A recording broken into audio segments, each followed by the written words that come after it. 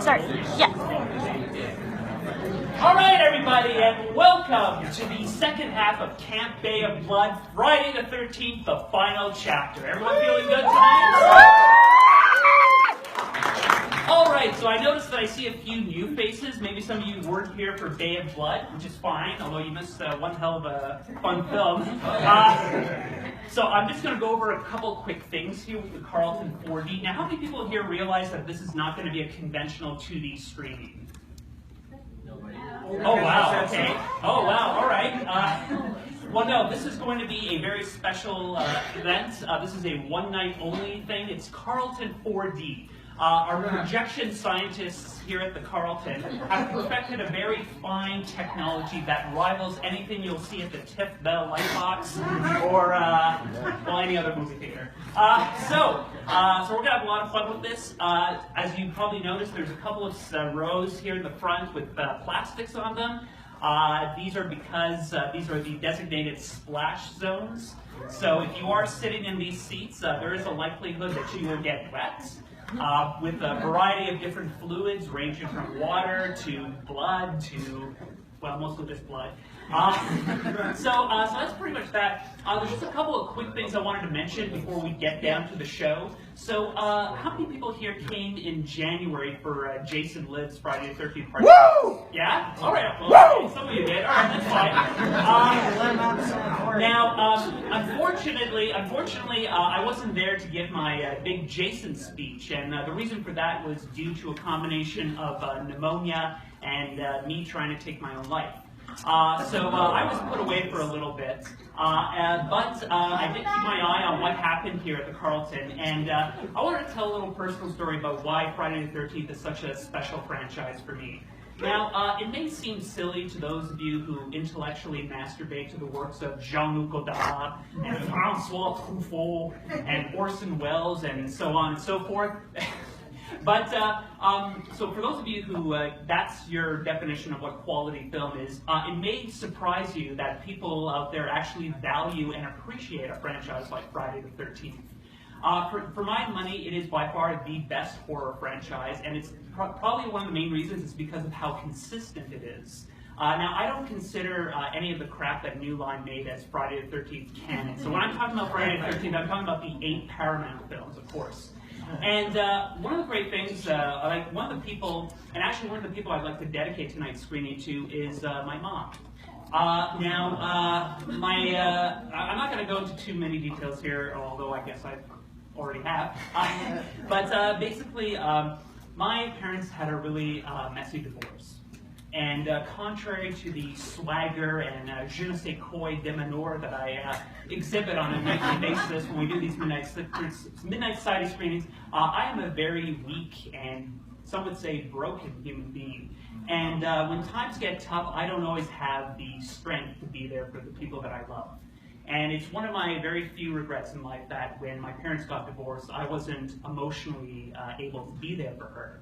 But thankfully, we had a mutual interest, and that was horror movies. We would go to the video store and rent, like Howling and Halloween and Hellraiser. And one of the franchises that we loved the most was actually Friday the 13th. And the reason for that was that it was almost Netflix before Netflix was Netflix, because if you watch all 8 films, there is sort of a logic and a continuity there that I really respect and admire. And we always used to have fun, like at the end when Jason would pop open his eye, or like he'd get up from the morgue table, and we both laugh and we'd say, "Oh well, I guess he'll be back in part 2 or part 3 or part 4 or whatever not." So my mom's not doing very well right now, so I did want to dedicate tonight's screening to her. So if you're out there.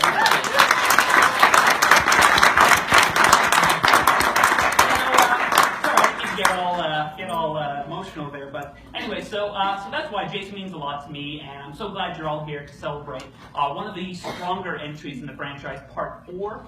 Now, tonight's going to be a very special screening, and it's going to be special for a lot of different reasons. We are presenting it in Carlton 4D, but tonight we have a very special guest. Now, this is actually not a joke. We do a lot of work with different mental health groups here in the city. We've got like the Seneca group that brings in people who are on the autism spectrum, and they come in and they do work and they help us out, and sometimes they put our own staff to shame because they're so efficient at what they do. And so we thought, well, you know what, why don't we take this one step further? So tonight we have partnered up with a mental asylum, the Sean S. Cunningham Clinic for the Criminally Insane.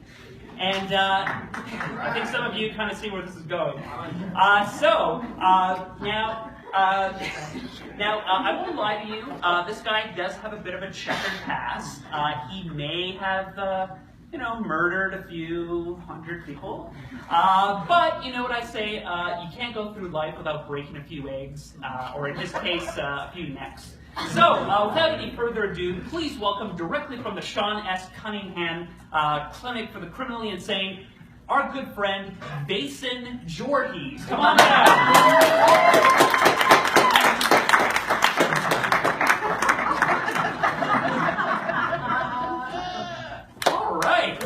Wow, look at this guy, huh?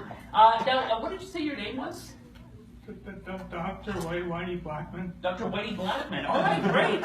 Now, what can you tell us about this interesting specimen over here? Big. He's definitely big, yeah, definitely where it counts. Anything else? He has some triggers. Oh, yes, and I'm very glad you brought that up. Yes, our good friend Basin Jorges. He does have some triggers that I wanted to let you guys know about.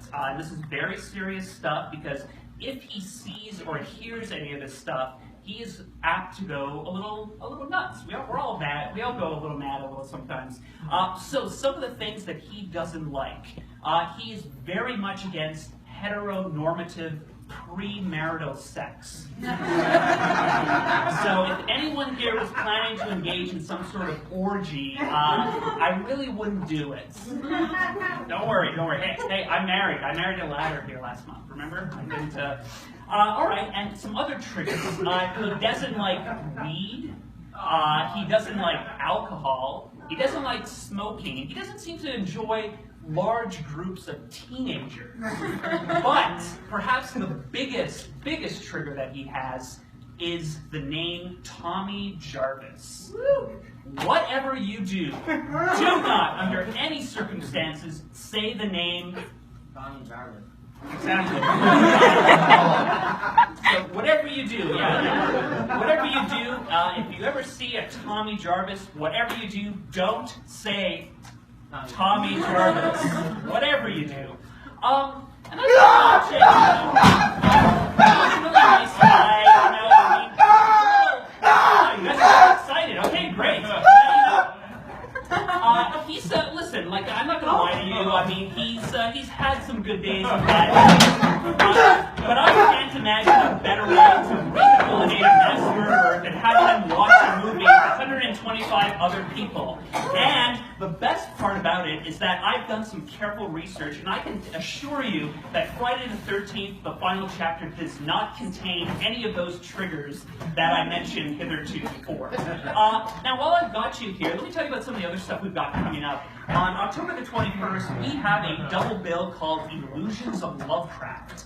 That's going to be a double bill of Reanimator and From Beyond. So I see you guys are really excited. That's awesome. Great. And then we've got another double bill. This is happening on Monday, October the 30th. And it's a double bill called The Islands of Dr. Moreau. This is going to be a double bill of The Island of Lost Souls, starring Charles Laughton and Bela Lugosi, and the 1996 not-so-classic The Island of Dr. Moreau, starring Marlon Brando and Val Kilmer. So, you know what? I mean, I've done enough talking. I think it's time to watch the movie. What do you guys think? Tommy Jarvis.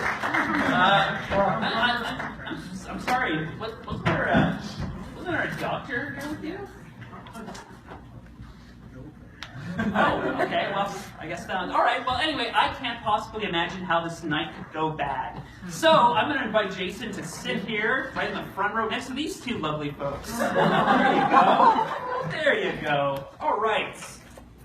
Oh, yeah. Oh, checking to make sure they're married or not married. Good. All right, folks. So that's pretty much it. Hope you guys enjoyed the show, and please don't sing. Bye, everybody.